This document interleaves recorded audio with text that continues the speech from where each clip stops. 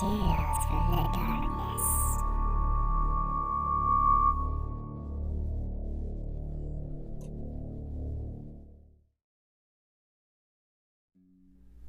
Good evening, listeners.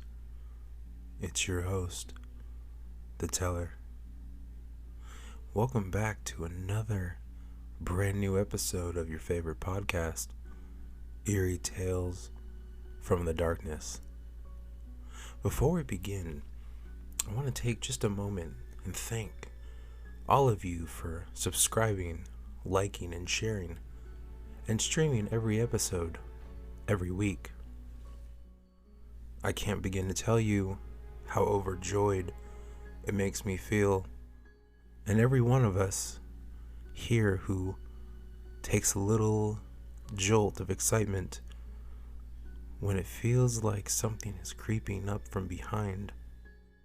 I'm so glad to see that a lot of you loved the story from last week by our up-and-coming and published author, K.C. Anderson.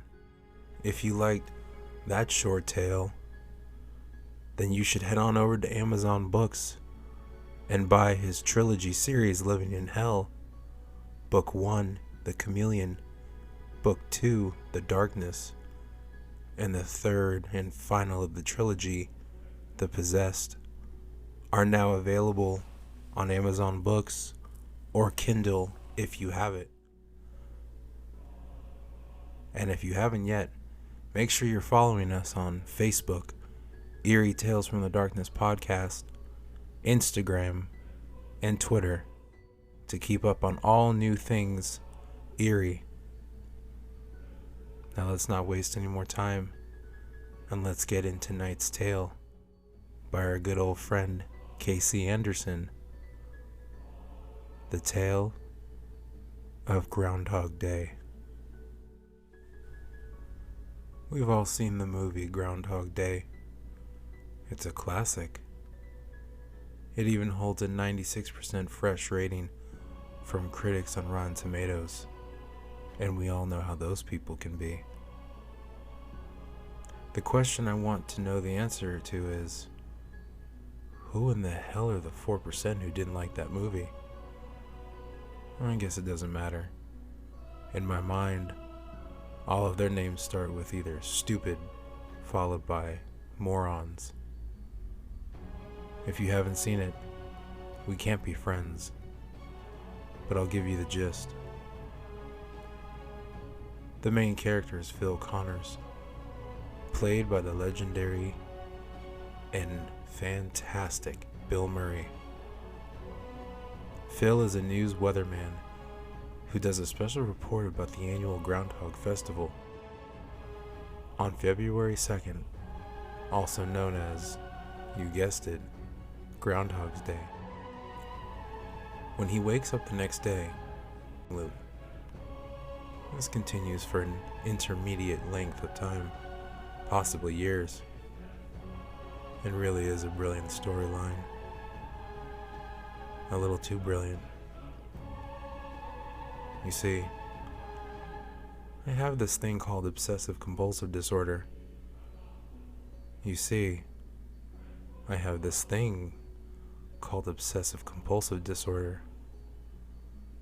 You see, I have this thing called obsessive compulsive disorder. So great, in fact, that I feel like I'm gonna live it. For reals.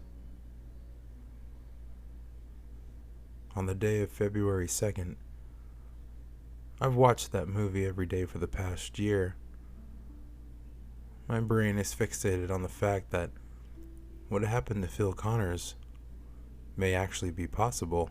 Think about it, like I have nonstop. Parallel universes exist. That's a fact. An infinite number of other universes are going on right now as we live in this current one.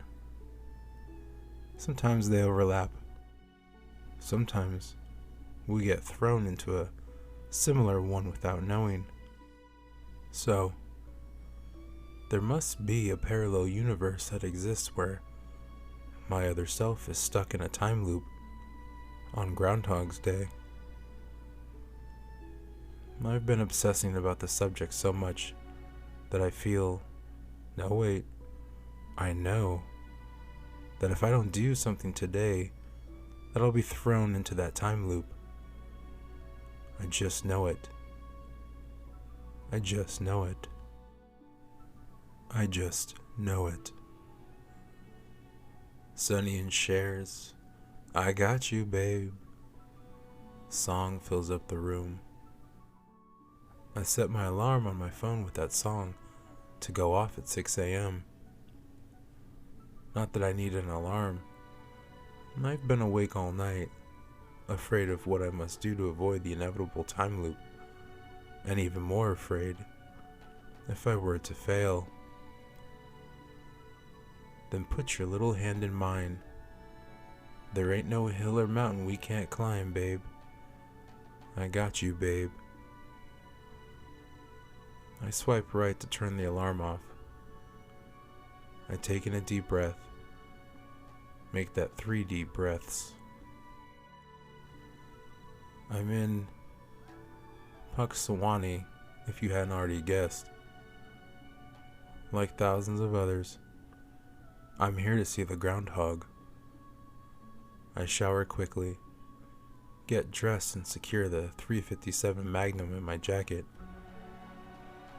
I take one last look at my hotel room. It's padded.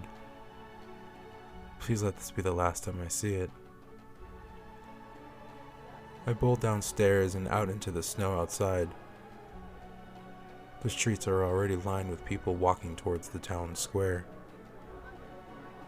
The number of people is nothing like how it's shown in the movie. There's a lot more of a crowd these days.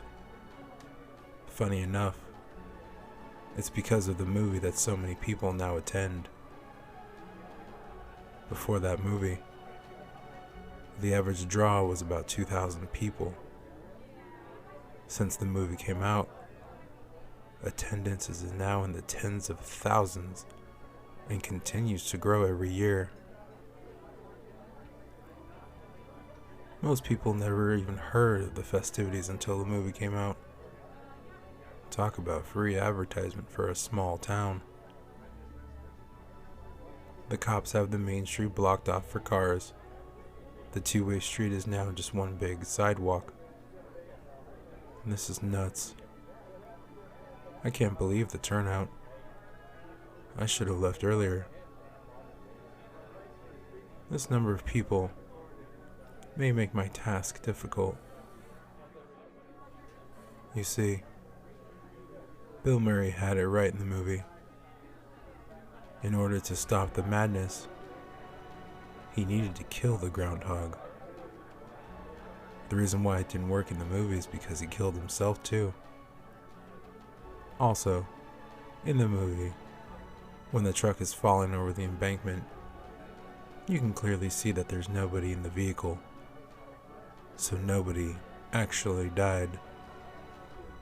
Of course not, because it was a movie. But this is real life. My life. The groundhog used in these annual ceremonies claims to be the same groundhog from the first celebration that took place back in 1887. Phil is supposedly a supercentenarian. Obviously, that's just traditional fun and games since most groundhogs only live an average of 6 years. But maybe not. Maybe it is the same groundhog from the 1800s. Like I said, parallel universes can collide sometimes, and weird things that are now just normal things happen all the time. Regardless, the groundhog, Phil, needs to die, and everyone needs to see it happen. Otherwise, they just get a new groundhog next year. Not that there will be a next year, if I fail. The time loop must be stopped before it can begin. The groundhog must die. Before I know it, I'm standing in the middle of a large crowd looking towards the stage. Men and women in old-timey costumes are moving about, looking as though they are getting ready for a big event. Everyone in the town square is shivering from the cold. I'm shivering for other reasons. While everyone else is freezing, I'm overheating with nervousness. I had the gun loaded, safety off. "Good morning, ladies and gentlemen," the announcer says into the microphone, and everyone starts clapping and shouting with glee. I'm the only person in the crowd that has no reaction.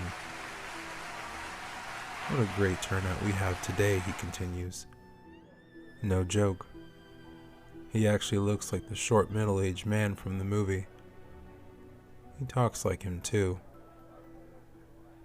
He then goes on to talk about the history of this tradition and how Phil came about, and how Phil is. Finally, it's time. The announcer knocks on the groundhog's wooden house 3 times. Thank God it was 3 times. I wouldn't be able to focus if he did it only twice or 4 times. The groundhog emerges. A fellow costumed man carefully extracts the little fella from his temporary dwelling. Everyone claps and hoots and hollers. The lady next to me looks as if she's seen a famous actor in person. She just can't believe who she's in the presence of. Fucking weirdo. All of these people are nuts. Before the announcer can read little Groundhog Phil's statement of whether he sees his shadow or not, I interrupt the festivities by revealing my gun and yelling, "Everyone get down. I have a gun." The screams of joy have quickly turned into screams of fear. The people near me back up and make room. I can finally breathe after being so close to so many people for the last half hour. The brisk cold hits me now that I'm the only person in the area that has some space. The announcer realizes what's happening and stops reading from his script. Sir, please, put the gun down." My eyes are fixated on the groundhog. I can barely hear anything else.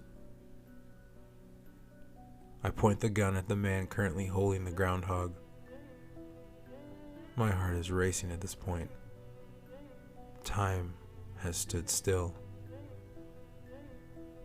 I slowly walk towards the stage as everyone in front of me backs away. A big, strong man looks as if he may want to try being a hero, but I aim the gun in his direction for a second, and he just as quickly backs up some more. I have reached the stage. I have a great shot.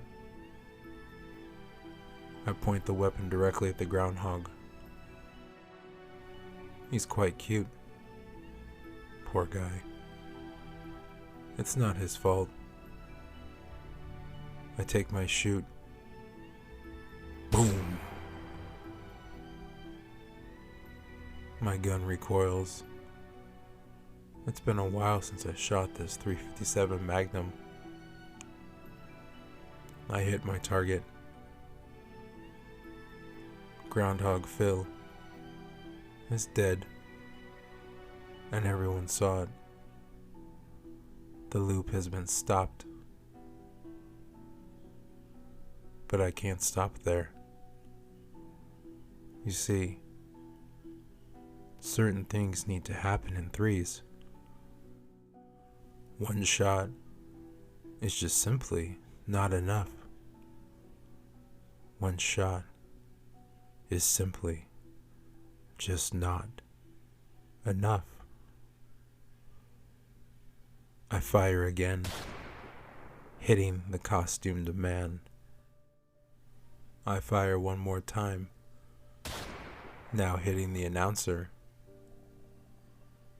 They both drop. This wasn't part of my plan. I'd shoot myself if I could. I have enough bullets, but I've already produced the 3 required shots. A 4th shot would just be madness. I'm quickly apprehended.